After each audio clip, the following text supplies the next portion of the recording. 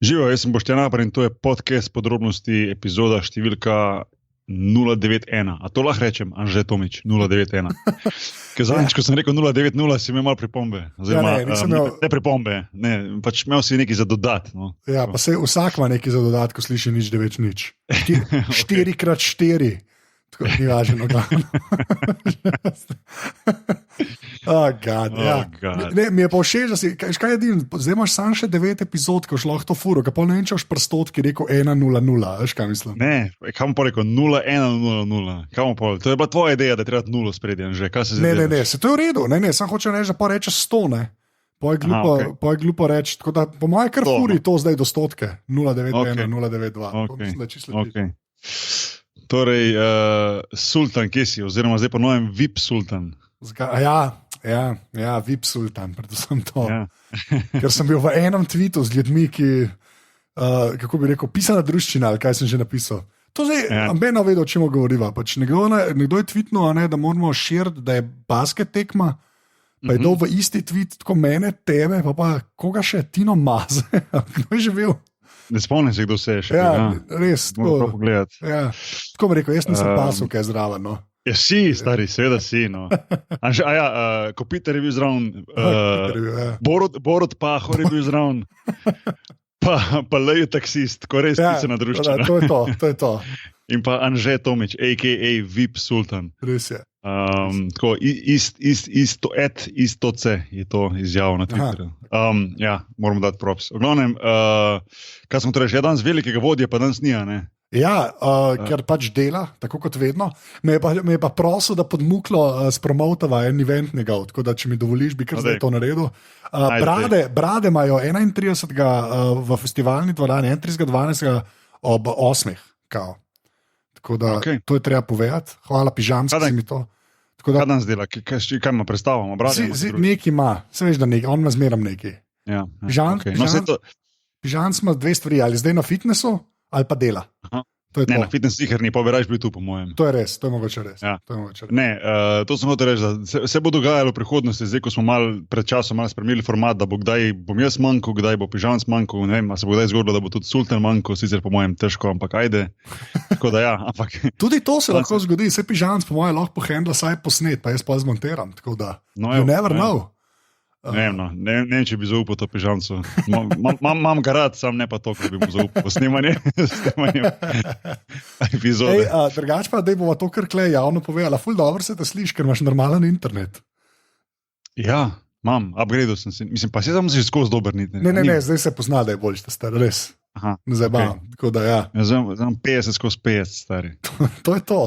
Zdaj si se dobrodošel v civilizaciji, se te mora reči. Ja, je bilo treba narediti korak naprej. Ne? Ja, ne, edim prav, res ful se dobro sliši. A jaz bom povedal admin, če dovoliš, pa poveš, kaj pa danes počnemo. Jaz bi sam omenil še prejšnjo epizodo, potem pa ti admin pa pol za naprej. In sicer v prejšnji epizodi 090 je bil gost Sergej Sneti, hvala, ker smo govorili predvsem o Super Mario igrcah. Ja. Zato, ker Susan Strokovnjak je dal na Twitterju, smo dali tisto glasovanje, kjer so ljudje lahko odločali nekako, až da je bilo 50-50 na koncu, ne? A si opazil? Ja, toliko neukih ljudi, kaj ne rečem.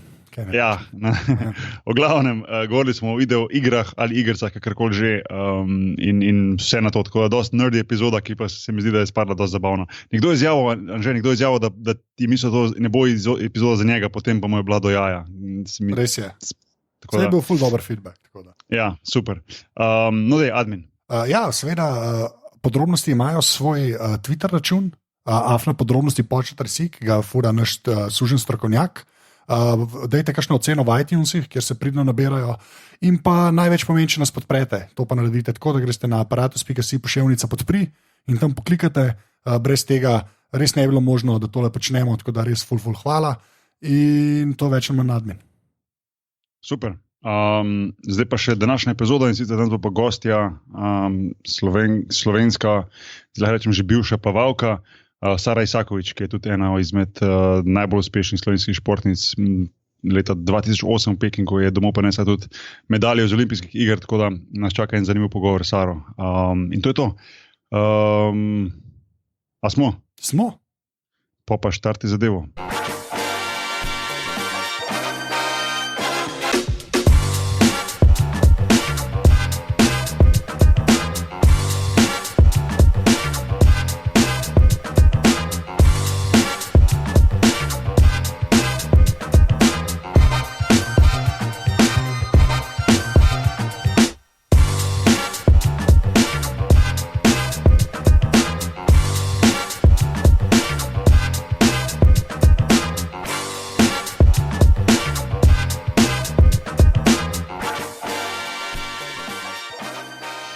Okay, Sara, res najprej hvala za full hitro odzivnost. No, jaz moram reči, da sem pri športnikih ponavadi navajen, pa ni bil to vedno primer, ampak dostikrat navajen, da športniki najdlje časa rabijo, da se javijo za kak quote-on-quote intervju. No. Ti pa na srečo si malo razbila ta stereotip, pa si se dosti prijavila. Yes. Ja, dosti. To sem hotla.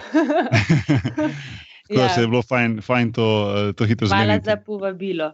Moje veselje. Ja. Lepo. Si v Sloveniji trenutno, no? Oziroma doma na Bledu, ko si rekla malo prej. Res je, ja. Pred točno 2 tedni sem pa šla v Slovenijo nazaj. Bila sem zdaj 8 mesecev na Norveškem, tam sem imela en projekt, ampak bo še malo dlje bo trajalo, kakor sem si zamislila, ampak sem vmes zato rekla, da pridem malo domov, pa vidim, kakšne imam variante tukaj doma, glede poslov, glede službe in se želim res po dolgem času spet ostati malo doma.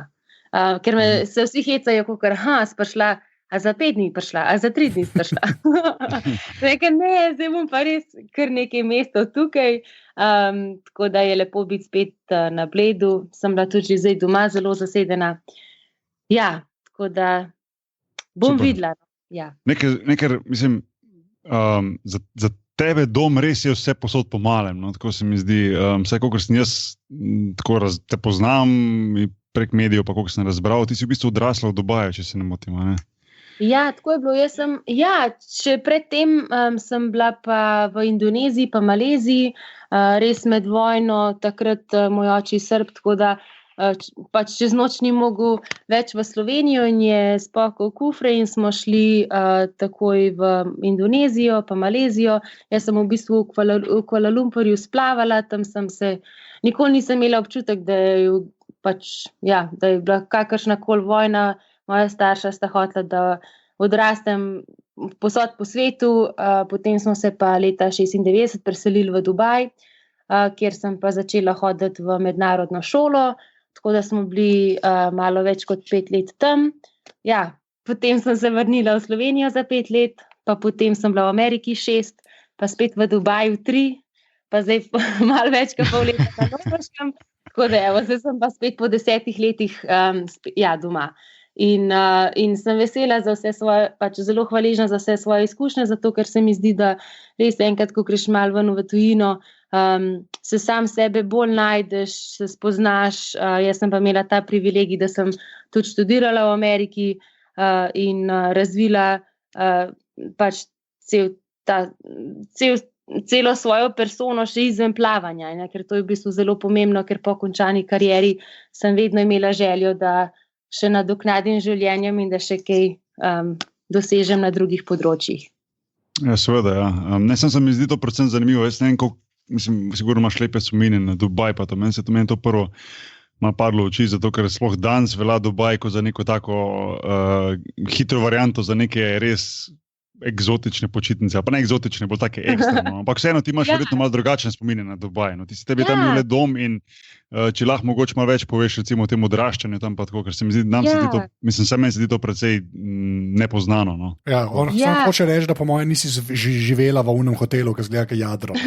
Ampak sem živela pa, to je bilo, v bistvu je bilo tako, da leta 97, kdaj se je začel, Burj Al Arab se je začel graditi lih takrat, ko smo mi se preselili v Dubaj in edino naselje v Dubaju je bilo zraven tega hotela.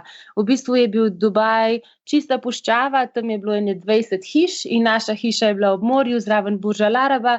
Leta 1999 se je pa ta hotel končal, tako da sem bila ena izmed prvih, ko sem šla sploh noter. Ja, mislim, ampak da je dobro. Za Dubaj nasploh jaz ne gledam tako kot eno ekstravaganco, ne vem kakšno mesto, zato ker še vedno tam živi moj brat dvojček, pa starša. Po Ameriki sem se vrnila nazaj v Dubaj in sem bila zdaj tam 3 leta, tako da glede na to, da sem tam odrasla, gledam s čist drugačnimi oči mesto, poznam okolico, prijatelje imam tam. Tako da je to isto, kot če ti nekoga vprašaš recimo na Maldivih, ja, wow, kako je pa to živeti na Maldivih ali pa na Havajih ali pa kjerkoli. Pač, ko nekje odrasteš, je potem postane to neka normala. Bilo je pa super je bila izkušnja, ker sem hodila v mednarodno šolo, še vedno se združim s temi prijatelji, še do danes smo na vezi in se družimo, tako da mi je dal en drug pogled na cel svet, arabska kultura, naučiš se tudi spoštovati druge tradicije in vse ostalo. Tako da, jaz se res tam zelo doma počutim. Sam pol timing si imela pa res tako, glika se je začel graditi Orank očitno, ne? Pa si ti v bistvu videla to transformacijo, ki se je tam zgodila, mislim... Ja, točno to, v tem je bil največji čar, ker vsakič, dobro, tam, ko smo živeli tam do leta 2003, je še vedno, ni bilo tako progresivno, tako se ni gradil, kakor se je od 2005 do 2015. Ampak potem sem se pa vračala vsako leto nazaj v Dubaj iz Amerike, takrat je bilo pa vsakič 30 novih stolpnic, tako da, malo opazuješ mesto in v bistvu sem rasla z mestom, to je nekaj neverjetnega, ker to se ne dogaja vsakmu, tako da rečeš, sem bil takrat nekje, ko mesto sploh ni obstajalo. V bistvu v 2. razredu osnovne šole sem v Sloveniji rekla, da grem v Dubaj. Prijatelji in učiteljci, v Kranju, in so me zelo čudno gledali, ker seveda takrat res noben ni vedel, kje je to Dubaj. Potem sem pa prišla po pol leta domov, pa sem, tako na počitnice, zimske, za Božič, pa sem šla takoj nazaj v šolo, pa sem že vse učila arabščino, pa pisati arabsko, da je bilo zabavno. Vedno so me tretirali kot eno tako tujko, eno bolj čudakinjo. Ker to je res en tak fenomen, recimo, po mojem za redko kjero mesto, sploh pa tako večje mesto na svetu, lahko reče, da je to hitro zraslo kot pa Dubaj, in da si sploh v iščem času nekako tam, da to vidiš, to mora biti kar dost zanimiva stvar. Ampak še to povem pač, da je žalostno, jaz sem bila pa zelo navezana na tisti Dubaj, tako da včasih pogrešam tisto mesto, kjer ni bilo avtomobil, ni bilo ljudi, samo pesek, puščava, pa prečudovito morje, tako da včasih bi rada zavrtela čez tudi nazaj. Sam to je pa res bila hitra sprememba, če gledaš, recimo 20 let nazaj, pa to je Orank, ker si včasih, ko gledaš slike za kakšna taka mesta, ko včasih niso še obstajala, danes so pa neke metropole, to ne gledaš slike, to gledaš freske, tako, ker je 500 let nazaj, veš. Res je, Arabščino so menila, to sem te hotel tudi vprašati, v bistvu dejansko ti lahko pišeš in bereš arabsko? Saj to je najlažje, v bistvu vse, kar je... Najlažje, čakaj. Najlažje, okej. V bistvu je tako, da sem pozabila, znala sem veliko bolj govoriti, še vedno kakšne te zelo najbolj osnovne stvari znam, ampak pisati pa brati je pa najlažje, tako da kot otrok sem se učila besedo in še vedno vadim, ko sem v Dubaju, berem vse arabske, tiste take znake na cestah, da malo vadim. Ampak, pa francosko smo se tudi učili v šoli, tako da je bilo to res super. Itak, to je ogromno vredno. Jaz pa če tudi, ko živim v Španiji, pa ko imam tam mali dve punčki, imam se tudi v mednarodni šoli, oziroma špansko-nemška šola, in tako vidiš, koliko je to pomembno, na eni strani pa zanimivo videti, da odrastejo s tujim jezikom, pa se navadijo, in to se mi zdi, da ti potem ostane celo življenje in da je res nekaj neprecenljivega. Točno vem, kaj govoriš. No. Ampak problem je pa to potem, vzdrževati svoj lastni materni jezik. In moj oči pa doma govori srbsko, tako da z njim govorim pol slovensko, pol srbsko, včasih sam srbsko. Mami je edina, ki govori slovensko, potem se pa križa doma, recimo, ko se z bratom pogovarja v angleško. Hiši se noben ne bo pogovarjal angleško. Ampak, problem je v tem, da svoj jezik ne vadiš dosti dober. A veste, kaj mislim? Vem, kaj misliš. Točno vem. Zato je to pomembno, recimo, to se lahko poistovetim. Pri nas je v bistvu res strogo slovensko doma. Čeprav ta mali dve se doskrat zaigrata v španščini, to vidimo, ker sta pač navajeni se igrati, ker so normalno, ko se drugimi otroci igrata, se špansko, ampak v bistvu slovensko je glavni jezik. Je pa res, da je treba vaditi, da je treba trenirati, pa vaditi, pa se učiti, ker če ne, pa če navadiš se tiste tiste pogovorne slovenščine pisati je pa nekaj drugega. Veš, in tako prtamali potem navadiš na mesto stol, a ne STOL, ona napiše STOU. Pa to ne, čak. Možeš pa razlagati, potem vprašati, čakaj pa stol, če se reče stol. To so te stvari, ko moraš pa malo prilagajati, pa ne pozabljati. No. Ampak vseeno, recimo Dubaj pa vrhunsko plavanje, to povezavo mi malo poveži. No, sploh preko si omenila, da je pač bila puščava pa voda in zdaj, ki so pa pol tu bazeni, da se lahko trenira. Takrat res ni bilo bazenov, zelo smo bili Srečko ti, ker smo poznali nekega lokalca, Arabca, on je imel pa veze s šejkom Dubaja, šejk Mohamed bin Rashid Al Maktoum in v bistvu smo zdaj sem pa, ne vem, je v bistvu šejk Mohamed, no, kakorkoli, sem imela to čas, da sem lahko trenirala v njegovem klubu, v bistvu je športni klub, edina punca sem bila, pa moja mami edina ženska in mamina je trenirala z bratom v Dubaju 5 let, tako da smo se trudili, no, da smo čim večkrat prišli v Slovenijo na tekmovanja v teh mlajših kategorijah. Dvakrat sem šla tudi v Avstralijo tekmovati na večja prvenstva, tako da vedno sta starša poskrbela, da sva v kontaktu nekako z realnostjo, kako trenirajo ostali otroci po svetu, kako tekmujejo, ampak mi da z bratom so bila pa ful pridna na treningu, trener Miha Potočnik je pa pošiljal treninge v Dubaj, takrat še preko faksa. To mislim, da kakšni poslušalci mladi sploh ne vejo, kaj to je. Potem smo pa na kompjuter tipkali ali pa na roko pisali rezultate, pa pošiljali nazaj v Slovenijo. Tako da je bilo v bistvu, tako je to potekalo. Pač, želja moja vedno bila, da postanem res en šampion, tak olimpijski. Pri 12 letih sem rekla, da si želim iti na olimpijske igre v Atene. Takrat sem imela en tak majhen televizor, ampak to je bila taka škatla in posod sem to nosila in vklopljala v elektriko, kamorkoli sem šla in gledala Sydney olimpijado, tako da res želja je bila velika, starši so bili pa v bistvu tam, so me podpirali in smo tako speljali, da potem leta 2003 smo se preselili nazaj v Slovenijo, kjer sem pa potem trenirala več skupino in res zelo napredovala.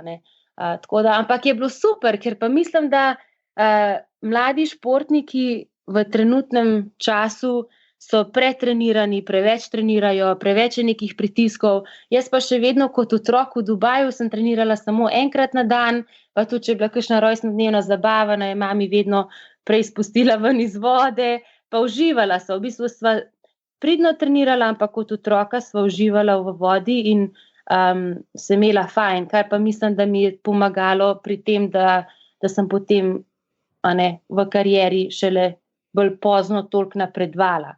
In mislim, da je bilo tudi prav. No, to je dostikrat jaz vidim, recimo. No, tule recimo v Španiji je primer nogomet, kjer imaš ti recimo res to nekako eno epidemijo te obsesije z staršev, z otroci, ki hoče, da jim rata v fuzbalu. In to je, se mi zdi tako, vsaj meni se zdi nekak recept za to, za neuspeh. No. Ko vidiš res ta male otroke, tako 7, 8, 9 let stare, pa ko na strani, mislim, to ni samo v Španiji, pa sem sam primer, ker sem to tu opazil. Ampak to je to, kar si ti rekla, se pravi, ti moraš imeti šport, ki ga treniraš rad, to je nekak predpogoj, da ti sploh lahko uspeja. Se mi zdi, da za tisti, ki imajo starše ali pa kakega trenerja, ki ima večji uspeh, potem pa večjo željo, da rata sploh pa, če je otroku predstavijo šport kot neko muko oziroma nekaj takega, pri čemer trpijo, pa ne uživajo, potem to res mislim, da ni prava pot. In to dostikrat vidi, mene najbolj boli, ko vidiš ti mladega, talentiranega igralca, lahko je to košarka, nogomet, konec koncev tudi plavanja, pa pol v bistvu slišiš pred 12, 13, 14, 15, pa 20 leta, pa potem otrok enostavno dobi odpor in pol pusti ta šport, kar je v bistvu najhujše in težko videti. Ja, se jaz s takimi otroci zdaj delam, tako da sem se zelo zavedala, kakšna je situacija. No, se to v smislu potem, da bomo še sigurno rekli več o tem, s čimer se zdaj ti ukvarjaš, kar v bistvu si počneš. Ampak sem predtem še hotel vprašati to, ker sem pa hodil recimo, ko sem pa v Mariboru hodil na srednjo šolo, na tisti športni oddelek na drugi gimnaziji, sem imel sošolca Blaž Medvešek, ki je bil moj sošolc. Res? Ja. Je Blaž, on je bil moj idol, ko sem bila majhna. Evo. Nisem izje, on toliko starejši, ampak okej. Zdaj se počutim ful star, hvala. Ampak ne, hotel sem reči, da pa nikoli ne bom pozabil tistega, da jaz, ko sem prišel, jaz sem imel tudi dostikrat pred poukom, oziroma pred šolo, zjutraj trening, pa oni, plezalci so imeli pa konstantno, tako treninga ob 6, pol 7 zjutraj. Jaz se spomnim, da so oni hodili, se je to, ne, oni so hodili v bistvu na prvo uro že tako, orang so delali že treninga, ne, so bili res v vodi zgodaj. Zdaj, odkje, meni je bilo vedno fascinantno njih videti, oziroma vedeti, iz kje oni vlečejo motivacijo ven za to, ker zjutraj to 5 zjutraj v bazen, v vodo, sploh po zimi, pa pol, mislim, obviously so pokriti bazeni, ne kdo misli, da mislim zunani. Ampak vseeno, jaz o tem nisem videl dobenega, mislim, mene doben ne mogo prepričati. No. V čem je čar plavanja? To mi malo povej, recimo, ne vem, se vržeš v vodo, probaš sam sebe pomagati. Kaj je to, kaj je tisto, kar te vleče v vodo? No, tako bom rekel. Ja, zanimivo vprašanje, ker v bistvu tako je, pač realnost je taka, da ko enkrat recimo si v teh mlajših kategorijah, mlajši kadet, mladinc, v bistvu takrat se začne 2-krat na dan trenirati. Jaz sem bila stara 15 let, ampak to je zelo, zelo pozno. Ko sem začela 2-krat na dan trenirati, to pomeni res zjutraj, 10:05 smo bili na bazenu, 20:05 smo skakali v vodo in trenirali 2 uri do 7:30, potem jaz sem se pa še vozila v Ljubljano v šolo, ker sem šla tukaj v Sloveniji na mednarodno šolo. Tako da, potem smo se še takrat vozili, še avtocesta ni bila tako dobra, ampak kakorkoli, tako pravim, da nimaš izbire, če ti hočeš napredovati kot plavalec, res moraš trenirati 2-krat na dan v vodi, ker plavanje je tak šport, da ti ne moreš kondicijo trenirati izven bazena. Recimo, ne vem, pa se mogoče košarka, ne bom zdaj govorila, ampak se lahko rečem, da tudi pri košarki ne moreš v vodi trenirati kondicijo, oziroma malo lahko, ampak ne moreš prilagoditi. Ne gre to tako, ti moraš biti na kopnem, pa ti moraš delati, jaz pa moram biti v vodi. Da, če jaz hočem, jaz moram odplavati recimo 14 do 16 km na dan, ker vidim, ko bom nabirala to kondicijo. In zato smo 2-krat na dan v vodi, ker tudi plavanje kot plavanje ti moraš čutiti vodo. In če 2 dni nisi v vodi, recimo, če smo v soboto popoldne pa nedeljo frej, v ponedeljek zjutraj na treningu že ne čutiš vode, pač mi tako rečemo, nimaš feelinga, pač roka gre kar skozi vodo. In ti moraš skozi čutiti vodo in trenirati to moč v vodi, pač razvijati sam sebe, kakorkoli v vodi. Tako da, prva stvar, nimaš izbire. Druga stvar je pa pač ta, da če imaš nek cilj v glavi, in to je za mene bila olimpijada, dobro, te prvo Atene, ampak še potem pa Peking, in sem imela v mislih, kako bom osvojila olimpijsko medaljo. Jaz bi ostala tudi ob 3 zjutraj in bi naredila čisto vse, kar bi mi trener rekel in kar bi jaz po svojih močeh mogla, da bi osvojila ta svoj cilj. Tako da prideš ti, ampak to je tudi rutina, ti se tega navadiš, tako da na koncev ostajanje 4-45 ni več tak problem, kakor se sliši. Seveda, ko je pa zima, pa samo moliš Boga, da bo trener zaspal na trening, ampak to se nikoli ni zgodilo. Samo tam avto si zakuril, ko me izgleda do Radovljice, da je bilo fajn toplo, pa smo pa samo res tako molili, upam, da je trener da pač bo zaspal, ampak ni zaspal, pa greš pa lepo do bazena, sej noter je pa še kar toplo, voda je mrzla. Ampak v tem je pa čarano, da ti sam sebe psihično premaguješ vsak dan in da ko prideš ob 8 zjutraj, dobro, 8:30 sem prišla v Ljubljano, malo vmes med 1 uro do 2 ure, se že tako ful počutiš, tako accomplished. Ti si že v bistvu odplaval 8 km, tvoji sošolci so pa komaj ostali iz posle. Tako da to je tudi ful dober feeling. Ja, meni je predvsem kul, ko tako z lahkoto rečeš 15 km na dan. To sem jaz hotel, Anže, to sem jaz hotel te vprašati, koliko časa bi ti rabo, da preplavaš 14 do 16 km. Se to, ne, fora temu, ker zdaj polet sem hodil, ker na kolezi so ful zrihtali. Ja, zrihtali so bazen na polno, ne. In sem pač malo hodil plavati in ne vem točno, kaj pomeni 15 km, zelo si ne znam. Ti bi še zdaj plaval. Ja, jaz bi zdaj le bil še noter, po moje, od avgusta. Ja, dobro, ampak to plavaš razplavanje, pa malo noge, pa roke, pa glavna serija, pa to ni tako, da ti plavaš samo non-stop, ne? Pa ne, sej, ta del mi je jasen, a veš, meni je tako, se mi zdi, da pri vseh športih, kar se na kopnem dogaja, ne, a veš, imaš pač je trening ura pa pol se nekaj zgodi, veš, ko smo imeli par basketu ali pa 2 ure, pa pač nekaj počneš, pa so različni treningi, se mi zdi, da fuzbal nekako po moje isto, rokomet isto, ne. Klej pa res, ta dolžina, ki je pač gor pa dol, ne, in jaz sploh ne znam zračunati 8 km, koliko je to dolžin pol, kaj to bo, jaz sploh... Ja, 8 km je 50, olimpijski 50-metrski bazen, če greš tja pa nazaj je 100 metrov, 10x100 je 1 km, to se pravi 80x100. Jaz grem domov zdaj, to brez veze, Ne, lepo je pa, čar je pa v tem, da v bistvu ti, ki si v vodi, si res sam s sabo. A veš, recimo basketaši pa to, vi ste ful tako, morate biti upleteni vse, celo igro, ampak v tem je tudi, ne, catch, da je tako ful bolj zabavno, pa ta situational, malo tako awareness, da se zavedaš, kaj se dogaja okoli tebe.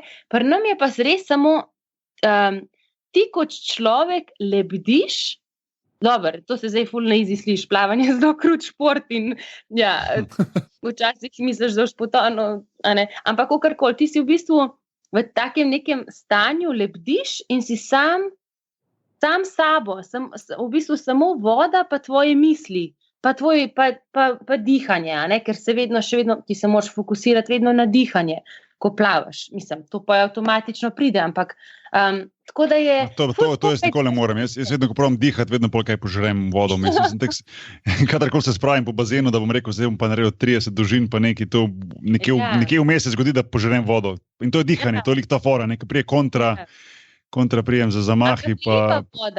Voda je tako res lepa, pač ti, ne vem, enkrat, ko plavaš, mi plavalci res imamo tak problem, da pač pravijo, ker enkrat plavalec nikoli, ne, kako že, once a swimmer, always a swimmer. No, kakorkoli, pač da ti vedno ne ostaneš plavalc, zato ker se zaljubiš v ta občutek, kako voda ti res da en tak res umirjajoč, en tak ful lep občutek. Okay, ampak izvoljam že. Skoraj kontra vprašanje, Polke. Jaz ne vem, takrat, ko si res dvakrat na dan, a tako ni bilo še teh vodoodpornih slušalk, to res da sprašujem, če so glupo slišali, ampak pač teh kakšnih vodoodpornih slušalk, da bilo vsaj musko, vsaj pa izplavanju ali pa nekaj. Ja, ne. Ne, ker ti tudi ne moreš to imeti v glavu, zato ker ti se moraš ful fokusirati na občutek, mi recimo imamo naštudiran tako teloma, če ti trener reče, da ti moraš iti prvih enih 50-34 sekund, pa poj 33, 32, 31, 30, kakorkoli, ti moraš zadeti v stotinko, pač tisto sekundo, tako da ti moraš biti zelo fokusiran na tehniko, na vse. Muska je super, če je odzunaj. Sej tudi, če je odzunaj, pač, ko imaš malo pauze, poslušaš, ampak dobro, to jaz ko pravim, kakor da je plavanje najlažji šport. Večinoma kruha, pa ne vem, kaj še vse se ti... Pa jokamo. Doskrat tudi jokamo, tako da so očala tako polne solz, da moraš očala tako dvigati stran od sebe, pa da solze otočiš. To bom zdaj drugič naredil, bom zajel uno vodo od bazena, pa bom rekel, lej, toliko sem močno plaval, da jokam, pa bom tako odprl očala, pa bo dokaz, evo dokaz. Ja, pa zdaj, ker si očala omenila, ne? Ja. Pač, samo zato, ker sem si jih jaz polet, sem si pač nekaj kupil. To sliko moram videti, to moram videti. Nikoli. Objavi. Nikoli ne bom tega objavil. Škaj me sam zanima? Anže Phillips. Ja, to. Ne, škaj me sam zanima? Ker pač tako, isto je prebaska, da sem ga pač tudi malo špilal in je pa pol nekako dojamaš, da ta oprema, v svojemu športu v nulo poznaš, kaj ti sede. Isto je super, ga mi že... Pa me res kle zanima, koliko je ful bilo že tudi takrat te izbere, pa da si pol najdla ene svoje špegle, pa jih pol nosila, ali kako, a jih dolgo cajt, ker imam jaz ful tako občutek, da je tako kot pancari ali pa nekaj te špegli, da moraš nekaj cajta, je, ne? to se ti poj pač, to, kad uporabljaš te špegle, da ti se sedejo lepo na obraz in ratajo čist tvoje. Ti recimo, če meni se strgale ali pa da bi jih pozabila, pa če bi dala očala gor od kakšne soplavalke, ne bi bilo to isto, a ne? Zato, ker ti v bistvu naštudiraš, koliko imaš razliko tukaj med, a veš, tlele med enim učom in drugim, tle čez nos, pa tudi na milimeter to moraš to vrvico naštudirati, pa koliko hočeš imeti zategnjena, pa koliko velike, pa ja, ampak to je potem rata čisto isto, kot pri drugih športih, ki ful dobro poznaš, ampak to je najmanjši problem, pač vedno je zelo pomembno, da se ti v kopalkah najbolj počutiš, sploh na tekmovanjih, a ne tako, da je treba zelo dobro naštudirati. Dobro, zdaj smo spet nazaj na tiste, imamo tekstilne, navadne kopalke, vmes smo imeli tisto fazo s tistimi zelo hitrimi, kakor neoprenskimi kopalkami. Veš, se spomnite? Od plešnju do gor, ja. No, tako da je zelo pomemben to, da niso pretesne, da niso prevelike, a ne. Tako da, ampak to je čist najmanjša stvar. Za tipe je ful dobro, če imajo une kopalke, ko so odgležne gor, pa se ne rabijo nog brita, ne? Ja, ne, pa A ni pa tako prepravljati, da se res dejansko mora ful vse pobriti, tako noge, ne vem, roke, hrbet, karkoli imaš, ne vem. Za tipe, ja. A pomagate? Ja, hrbte briti, ja. Ja, res. Ampak tudi po teh kopalkah so se vsi brili. Ampak se res pozna, ker ti v bistvu, mi imamo pač tudi plavalke, ene faze, ki se ne brijemo nog, zato da pa je ta občutek še toliko boljši. Wow. Okay. Ja, tako nekako. Ampak dobro, to so take interne, a veš, da... Ja, itak, ja. Inside info. Inside info, ja. Ampak, glej, to so najmanjše stvari. Najbolj pomembno je, da ti vsak trening imaš glavo na pravem mestu in da vsak dan, to pa sama veste, daš ti svoj maksimum. Najbolj je pa sploh važen, da ti z vseh teh treningov znaš to pač prenesti na tekmovanje in da tam, a ne, in da si tam lev in da se tam borbaš, pa da uživaš v tem, a ne. Ja, tako da to je. Veš kaj mi povej, a je bil kak tak prelomni trenutek, mogoče, v katerem si vedela, da zdaj pa mogoče imaš šanso dobiti oziroma doseči si tvoje sanje, ko si imela olimpijske igre pa medalje pa tako. A veš, dostikrat se to zgodi, recimo, je to kakšna taka tekma, kjer recimo, ne vem, sežeš visoko ali pa kak trening, kjer mogoče podreš kak osebni rekord, ki sem ti, ki je pravno eye-opening, veš, ko si gledaš, okej, a veš, a je bil kak tak moment, a je to pač ena taka postopna progresija, recimo do tega, da so se pač potem zgodile olimpijske igre, pa potem kasneje medalje, pa tako naprej. Ja, ne, kje, sploh ni bilo progresivno to tako, vse lepo po regalci. V bistvu sem imela zelo smolo leta 2004, takrat res sem bila stara 16 let, sem bila dvakrat mladinska evropska prvakinja, pa na olimpijske sem šla. Leta 2005 sem prišla druga v finale na svetovnem prvenstvu, pa sem bila potem na koncu peta, tako da tam mi ni ratal. Leta 2006 mi spet ni ratal. Leta 2007 sem se zastrupla, bi tudi mogla dobiti medaljo na svetovnem, sem verjela, da lahko, pa sem se tako zastrupla, da mi je doktor pač mogel dati infuzijo, ker sem 3 dni tako bruhala, da sem komaj šla na štart. No, tako da to je bilo leta 2007. Leta 2007 po zimi je bila še hujša sezona, ki mi res ni šlo tako dobro, ampak jaz sem, ne glede na to, da sem imela te pace, skosene pace, res, to v bistvu ljudje ne vejo, kako je izgledala ta, jaz sem bila še vedno uspešna, ampak to ni bilo tisto, kar sem si je želela. Ampak sem res vsak dan, evo tukaj sedim v svoji trenutno zdaj sobi, otroški in tle imam še vedno na steni narisano medaljo okrog vratu, pač na eni slikci. Ja, noter imam zlato medaljo, piše noter Peking 2008. Ja, ampak to je meni v bistvu narisal en sošolc iz gimnazije, ker je to verjel vame in je rekel, Sara, ti moraš to narisati, pa imeti na steni. Pa sem pa jaz to, pa je pa on to meni narisal. Ja, res, to sem mu ful hvaležna, Aljoša. No, kako? No, in to sem jaz pa tam nalepla in vsakič, ko sem prišla domov, ne glede na to, mi šlo na joko, ki je bilo slabo, sem jaz ful verjela v to, da 2008 bo tisto to leto in res vizualizirala 200 kravelj 300-krat. Napisala sem si svetovni rekord in sem ga tudi imela tako na steni in res ful verjela, da še vedno bo vse v redu. Potem pa, kakor pravim, mislim, ta event je bil marca leta 2008, sem pa na Evropskem prvenstvu zmagala 200 kravl. Tako res, še paradna disciplina bi mogla biti 200 delfina, pa je rekel trener, dej, prosim te, plavaj 200 kravl, moraš za trening, kakorkoli. Potem sem pa zmagala 200 kravl, pa skenslala 200 delfina. Pa tako dobro, da še naslednji mesec sem šla še 1 sekundo hitrejš, pa še 1 sekundo hitrejš, potem sem pa en mesec pred olimpijado imela drug čas na svetu. Tako da takrat sem pa res rekla, wow, to je zdaj to, pač it's happening. Ja. Idemo. In pol se je zgodil Peking. Ja. Ja. Zdaj, ko gledaš nazaj, recimo na ta vrhunec kariere, pa ne bom ti zdaj zastavil tistega klasičnega vprašanja, občutki po, tisto, ko smo športniki doskrat srečani, občutki po zmagi, ampak vseeno, nekaj časa je preteklo, pa ko gledaš nazaj, ne vem, a bi karkoli, ne vem, bom rekel, spremenila, karkoli dodala, karkoli, ne vem, tako na Peking 2008, kot recimo na celo tvojo kariero, ali je v bistvu nekako gledaš nazaj, vse se je zgodilo tako, kot se je moglo in je bilo, kot je bilo perfektno?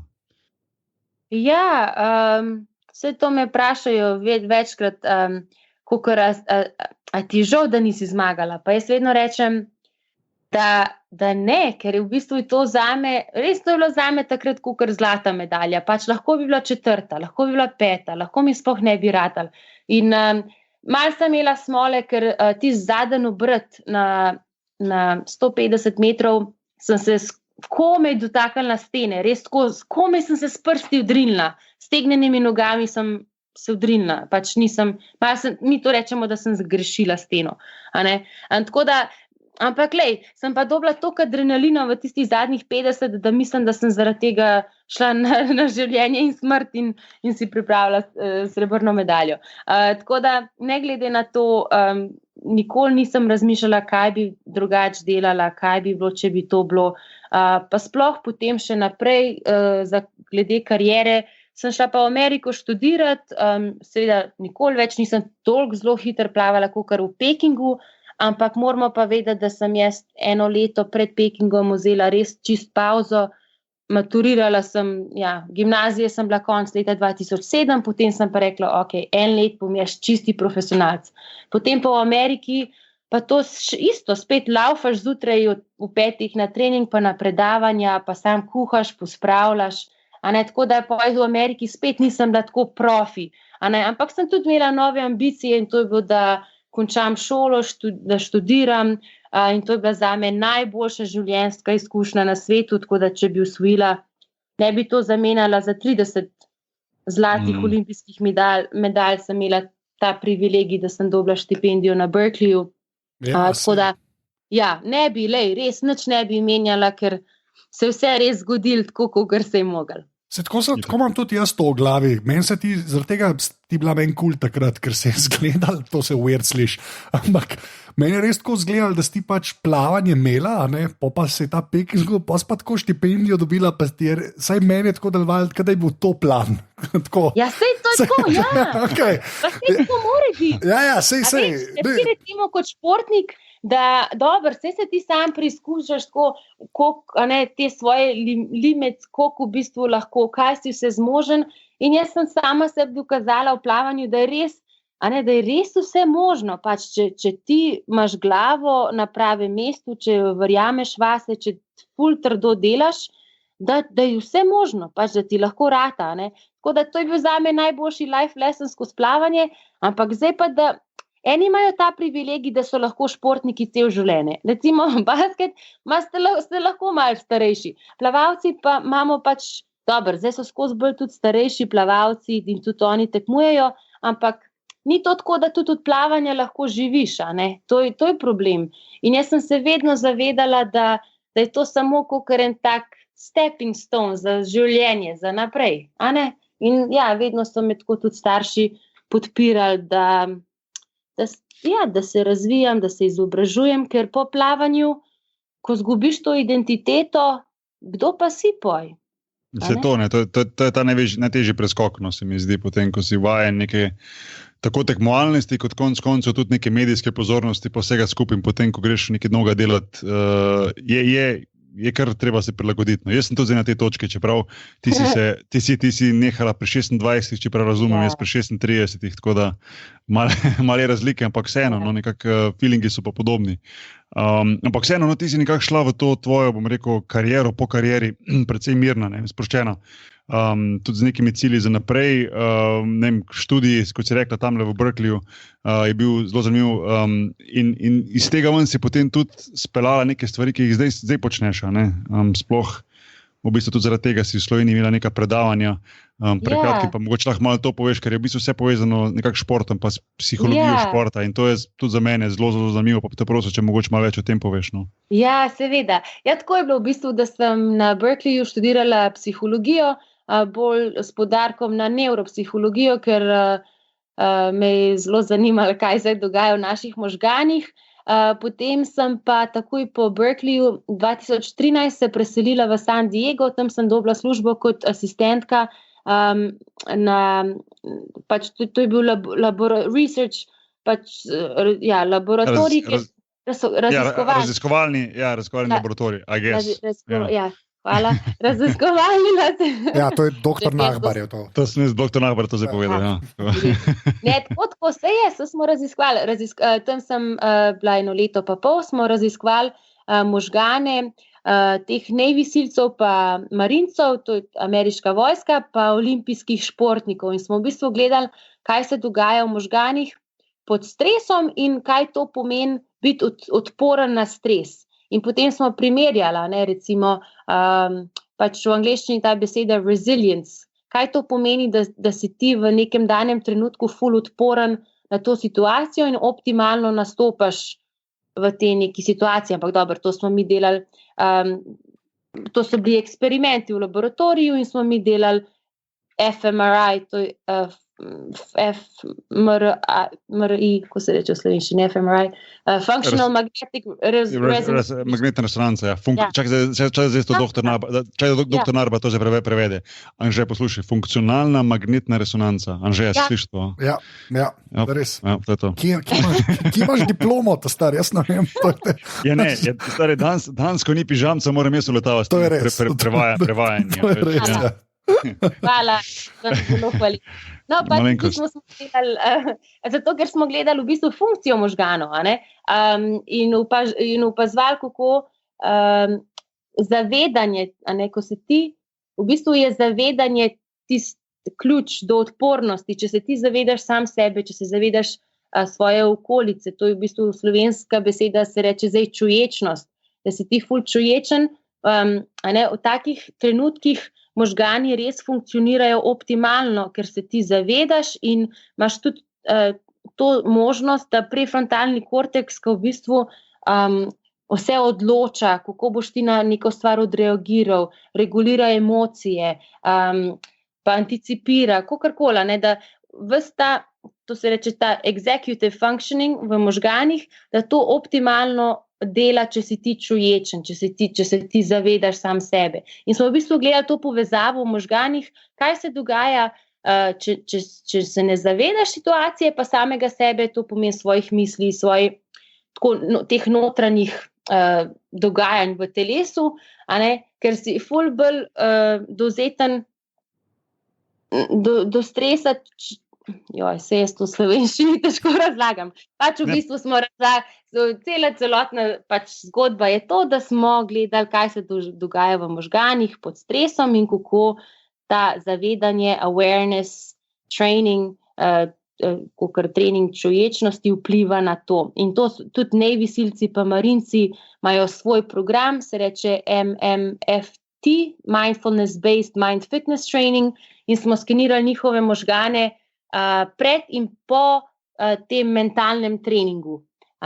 In kakorkoli, to je mene ful navdušilo in jaz sem mislila, da bom šla potem naprej na klinično psihologijo, ampak sem se še vedno odločila, da grem naprej na magisterij performance psihologije. Performance je lahko kjerkoli performance, to pomeni ali šport, ali Navy silci, marinci, vojska, policija, piloti, kakorkoli. Pač v nekem danem kirurgi, performance pomeni, da ti v nekem danem trenutku, ko moraš optimalno nastopaš.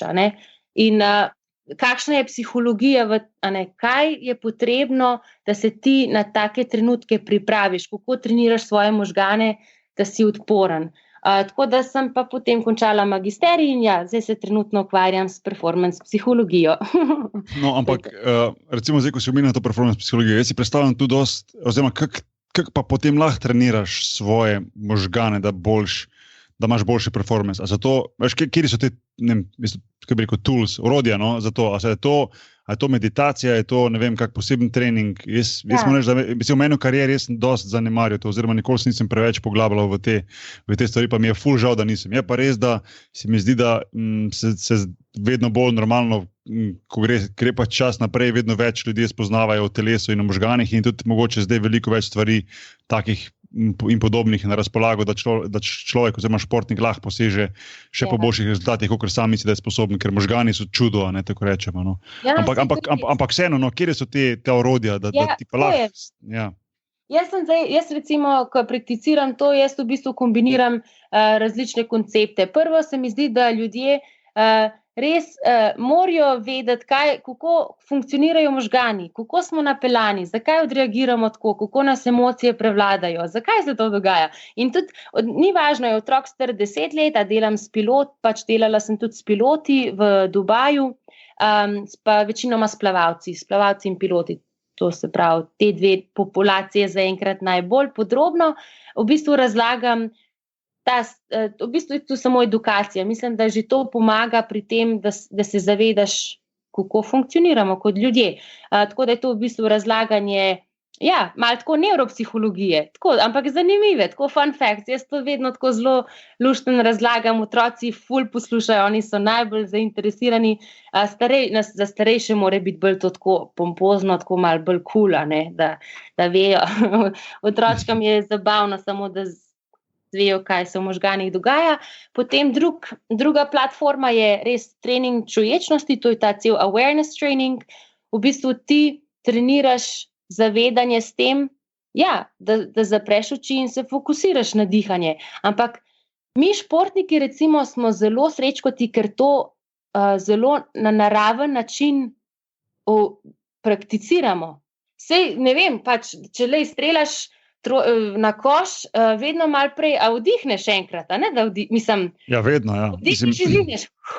Sploh recimo prosti meta, ne, je taka stvar, ne. Recimo med samo igro, verjetno, ne, to niti vem, ne, izdihnem ali vdihnem, ampak prosti met pa sigurno, ne, recimo, jaz sem imel svojo rutino, no, in tudi vsak košarkar ima svojo rutino, sploh pri prostih metih, recimo, tako si predstavljam, da recimo nogometaš pri penalu, recimo, ne, da imaš eno svojo rutino, da je to eno dihanje, zraven, da je to eno umiritev, da je to en tak protokol, a veš, Ampak to je zato, to mi znamo zelo na naturni način, ker v bistvu te prizemlji ta en vdih pa izdih, ti si v bistvu res tako prisoten v tem trenutku, ti moraš imeti v glavi eno vizijo, kam gre ta žoga, jaz stojim pred štartom in se moram umiriti in skoncentrirati.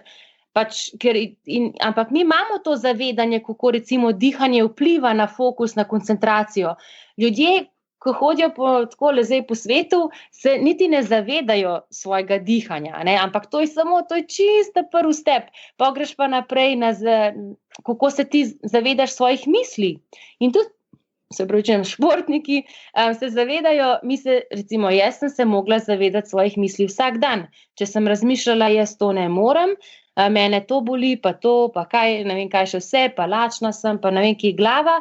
V bistvu sem takoj občutila, da telo ne plava toliko dobro, kot bi mogel, če bi bila sfokusirana, če bi bile misli bolj pozitivne, če bi imela ta positive self-talk.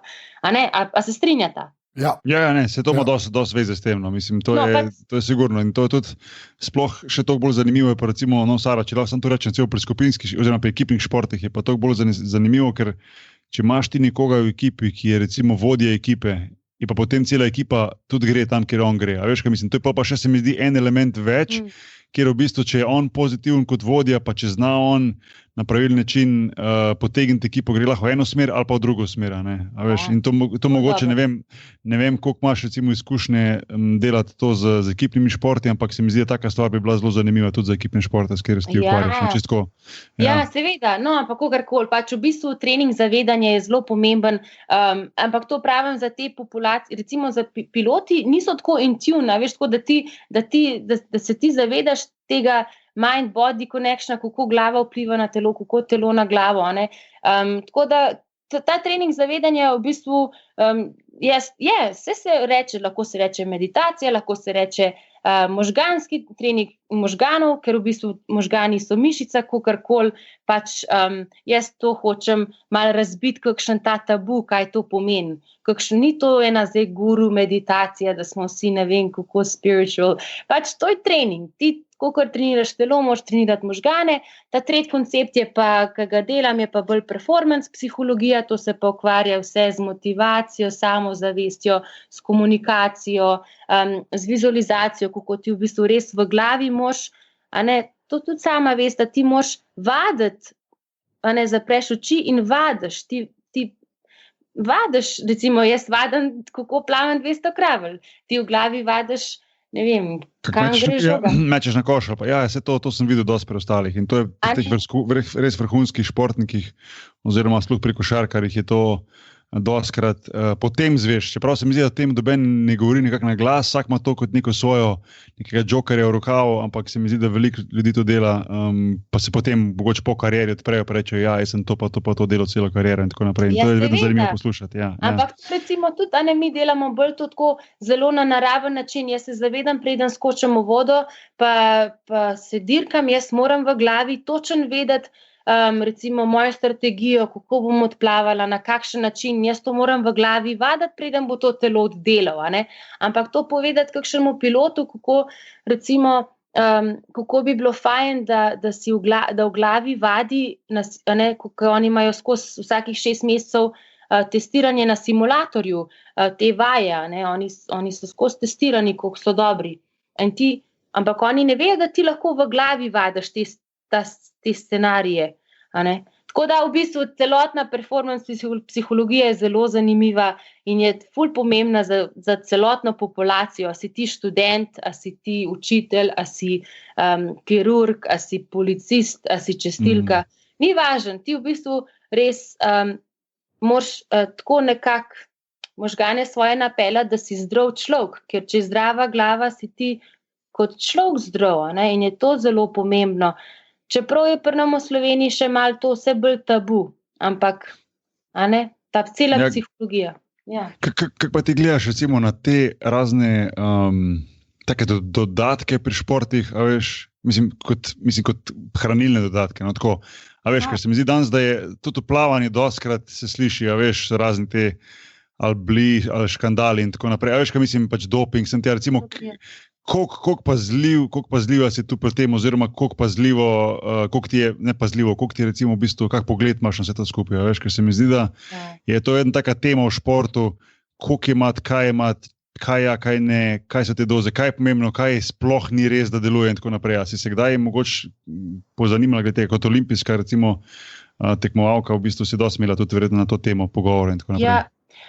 Mislim, to, kakor sem se o dopingu pogovarjala zadnje čase, se nisem v celi karieri, to, kakor v zadnjem tednu, in sem zelo vesela, ker smo imeli par oddaj, eno na televiziji, eno na radiju, kjer smo govorili pač o zaveščanju te kulture dopinga, kar se mi zdi zelo pomembno, ker v današnjem času prva reakcija vseh mladih športnikov danes je, a se ta dopingira, a se ona dopingira, kar je pa zelo žalostno, ker smo vsi skeptični ratali, zato ker noben ne ve več, kdo je pošten, Jaz na vso srečo sem jedla domačo govejo juho, pa meso, pa krompir. In sem s tem Evo recept za zmage. Pa buhteljne v nedeljah, gorenjske, ne hecam se, ampak jaz sem na tak način prišla do vseh mojih rezultatov. Se mi zdi, da verjamem v čist šport in mi je zelo žalostno, ko ljudje rečejo, ne, sej to danes, no, to pa sploh več ni mogoče, se vsi dopingirate, a ne. Treba je razvijati res tako pozitivno miselnost pa kulturo v športu in delati na vrednotah. Ampak to moramo začeti delati z mladimi, pa z mladimi trenerji, ker če se tukaj začne, potem rastejo te nove generacije, ki bodo verjele v to. A ne? Zdaj dobro, tiste večje države, ki imajo več denarja, ful vlagajo to in nikoli ne veš, kaj oni zdaj razvijajo. A ne? In kar mi kot antidoping agencija, veš, nismo sposobni še odkriti. Ampak jaz ne vem, čim bolj če imaš ti zdravo glavo, pa če verjameš vase, ti ne bo pomagal, nobena tableta ti ne bo pomagala, pa še to so zelo, zelo resni side effects. Ja, stranski učinki. Stranski učinki, hvala. Ja, stranski učinki, ki pa res lahko smrtno vplivajo na tvoje telo, tako da s tem se sploh ni zahecati. Tako da jaz sem full on anti-doping. Ne, ker bi to bilo, zdaj sem za liho si govorila, sem se probal spomniti, kateri podcast sem poslušal, kjer so v bistvu liho dopingu govorili.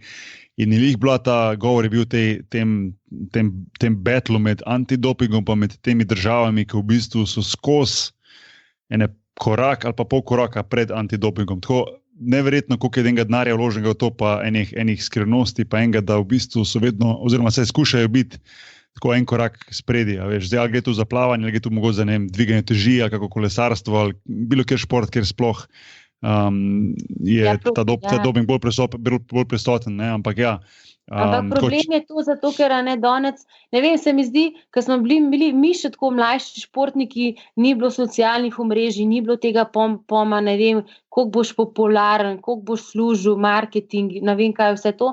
Tako da v bistvu, to je, kakor sem rekla, celotna kultura, pa biznismeni, pa sports menedžerji, pa države, ful se gre na tem, da pač denar je tukaj vpleten,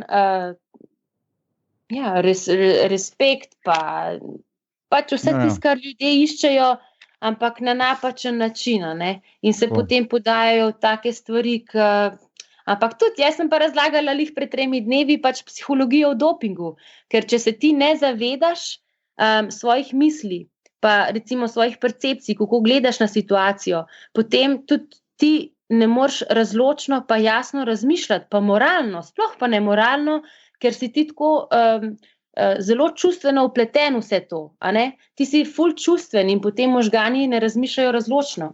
In zelo težko kriviš tudi tazga športnika, ker ali mu je trener kaj ponudil, ali je sam, ker si tukaj toliko, kakor sem rekla, emocionalno vpleten, da to se nam vsem dogaja. Takrat, ko smo neki čustveni, ne vem kaj, se takrat vedno nekaj izbruhne, kaj rečeš, kaj narediš.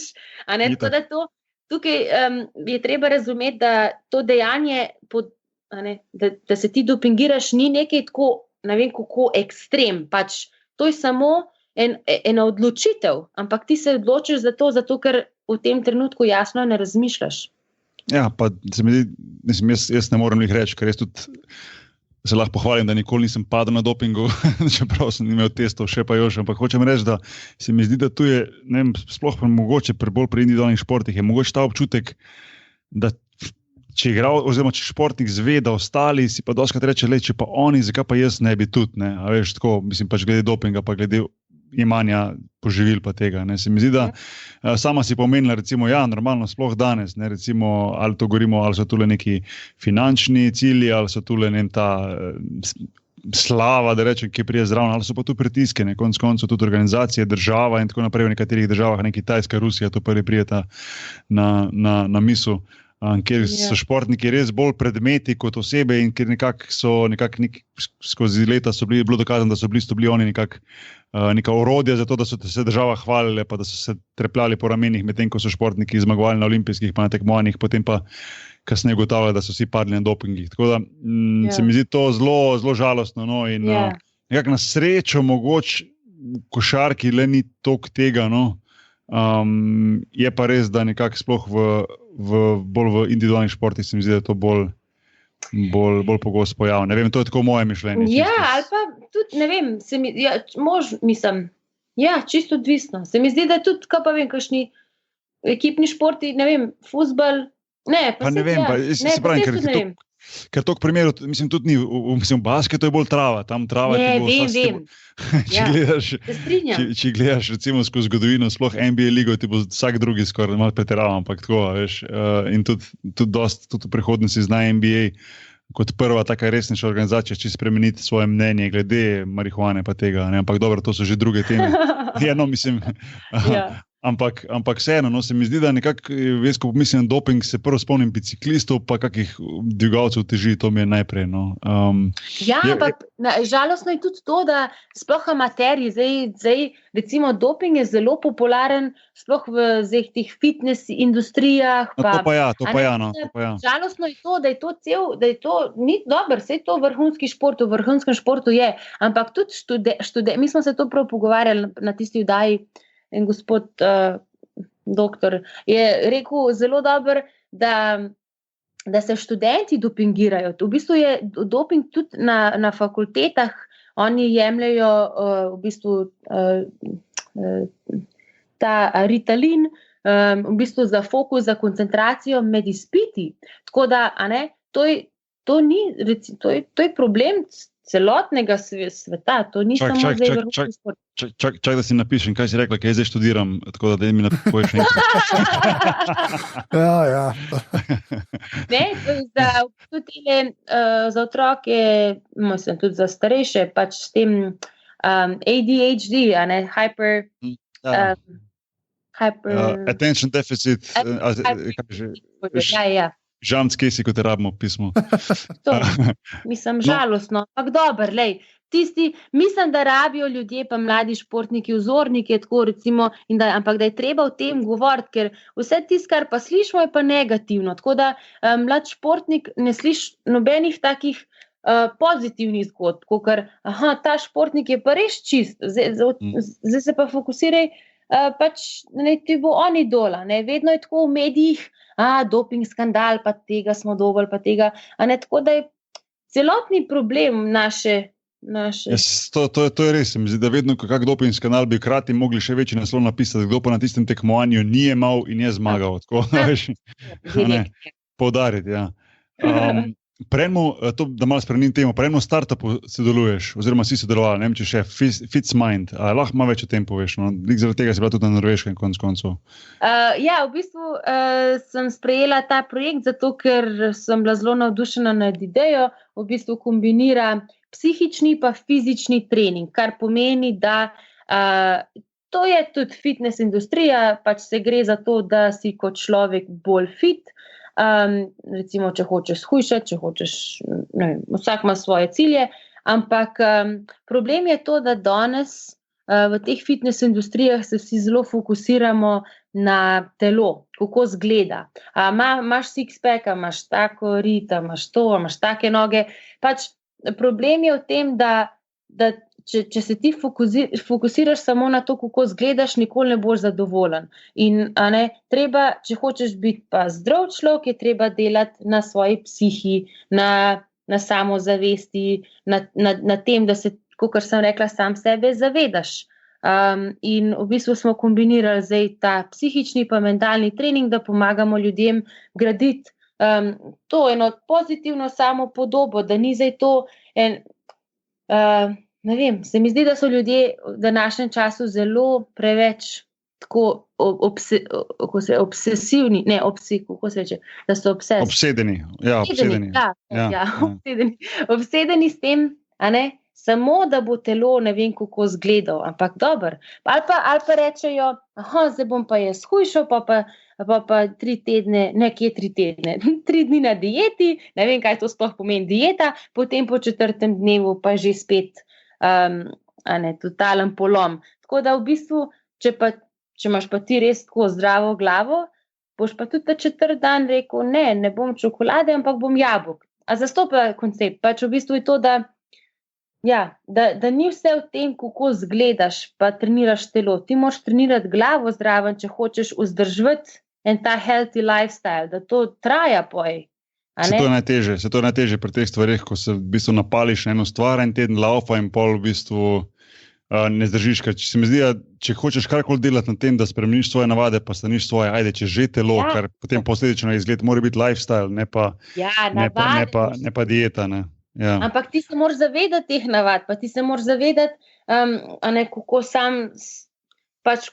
kako sam sebe tretiraš, ker ljudje grejo pa v ekstreme. Punce pa sploh v današnjem času, ko so ne vem kakšni visoki standardi, kako moraš izgledati, pa vsaka druga sama sebi govori, kako je debela, pa to ni v redu, pa to ni v redu. Ja, lej, če boš res tako razmišljala, to ti res ne bo pomagalo. Tako da sam s tem, da treniraš zdravo, še to zavedanje, v bistvu je trening sestavljen, da vizualiziraš trening, potem ga oddelaš, potem pa še 10 minut meditiraš. Tako da je to en tako kar celoten trening.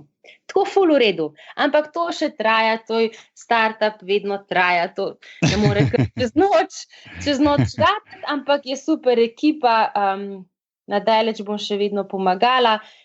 Eden od projektov, ki sem ga imela na Norveškem, je bilo, da sem pripravljala 4 punce veslajo čez Atlantik. Wow. To se pravi od Kanarskih otokov do Antige 5000 kilometrov in sem z njimi zdaj že od maja pa do zdaj do novembra delala, tako da so punce psihično full ready in grejo zdaj 12. decembra na pot in bojo 2 meseca veslale. Oh, Jesus Lord. Samo 2 meseca. Okay. 2 uri veslaš, 2 uri počivaš. Wow. Pa kul. Ja, če sta pa 2 ure pauze, pa ni panika. Pa poredo. Sara, full thanks za ta pogovor. No. Ja, jaz upam, da ti je bilo kulno, tako sem ti rekel že prej. Sem ti rekel, ti sam bodi ob 9:30 na netu, jaz pa že bomo poskrbela za zabavo, tako da upam, da ti je bilo ok. No. Ja, hvala vama, tako hitro šel čas, da se lahko pogovarjali. Jaz bi v bistvu rada slišala o vajnih življenjih, ne pa. Mislim, da včasih, ne vem, je mene čist preveč povsod. Pa pridem v Slovenijo, pa dobim 20 e-mailov. Ta intervju. Ja, si predstavljam, da je noro, ja. Ne, lej, ful rada, hvala vama za povabilo, tako da srečno z vsemi podcasti naprej. Se upravičujem, še nobenega nisem poslušala, ampak zdaj obljubam od zdaj naprej. No, vse to sem te hotel vprašati na začetku. Ti verjetno poznaš podcaste, glede na to, da si bila v Ameriki. Ja, tam je to ful popularno. Poslušam, ja. No, cool. Zdaj ja bom pa dodala tako na priority list. No, dej, evo, to. Zmenen. Anže, dej povej za na konc, da zaključimo admin. Ja, mi imamo valjda Twitter račun, ki je afna_podrobnosti_si, ki ga fura naš sužen strokovnjak. Hvala vsem, ki dajete oceno v iTunesih, pa valjda nas lahko tudi podprete, to pa naredite tako, da greste na aparatus.si pošiljnica podpri. Bogi, kje si pa ti na internetu? Boki Nahbar, Twitter pa Instagram, pa kitajski WeChat. Ja, WeChat, valjda. Jaz sem Anzeta, posod. Sara, kaj pa ti, si kje na netu, da ljudje vejo? Joj, ne, no, to je čist, ja. Ne, meni ni treba nič googlati. Ok. Zmenen. Jaz mislim, da če bo kdo hotel, bo že najdel, tako, vsaj kar se tiče teh social media, pa tako. No, evo. Jaz pa jo bom pa followovala, zdaj pa malo svetila, ja, hvala. To. Ful hvala, no, je nič, to. Sara, zdaj ti reče dio, ker pol jaz rečem dio, pa on pa Boki povedati svoj catchphrase, ker on ima zdaj catchphrase. Si mi ga bil tudi. No, hvala lepa za pogovor, upam, da se še kdaj slišimo, tako da lep pozdravček iz Bleda. Čau. A moram res to reči? Ja, moraš. Srečno pa ne za večno. To je moj najljubši del zdaj podrobnosti, vsaj ko snimamo. Aj, čau. Čau.